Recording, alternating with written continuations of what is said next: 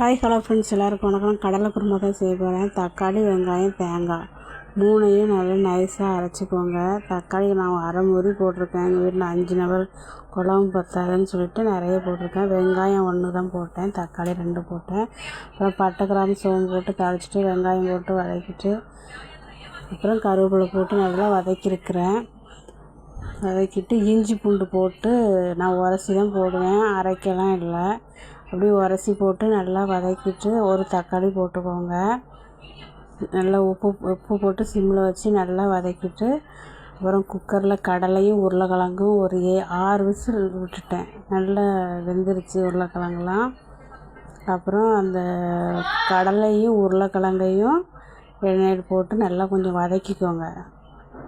வதக்கிட்டு அப்புறம் அரைச்சதை ஊற்றிட்டு அப்புறம் மல்லித்தூள், மிளகாத்தூள், மஞ்சள் பொடி, குழம்பு மசாலாத்தூள் மொத்தமாக அரைச்சி வச்சுருப்பீங்க, அதில் 2 ஸ்பூனை போட்டு தேவையான தண்ணி ஊற்றி உப்பு போட்டு கொதிக்க வச்சிட வேண்டியதுதான். கொதிக்க வச்சு இறக்கிற வேண்டியதான். குழம்பு ரெடி. நான் இப்போ இந்த மெத்தடில் தான் செய்வேன். ஓகே. உருளைக்கிழங்கு நான் ஒரு 3 உருளைக்கிழங்கு, சின்ன உருளைக்கிழங்கு போட்டேன். குழம்பு இன்னும் ஆறுனா ரொம்ப கெட்டியாகும். அதனால் அந்த பக்குவத்தை நான் இறங்கிட்டேன்.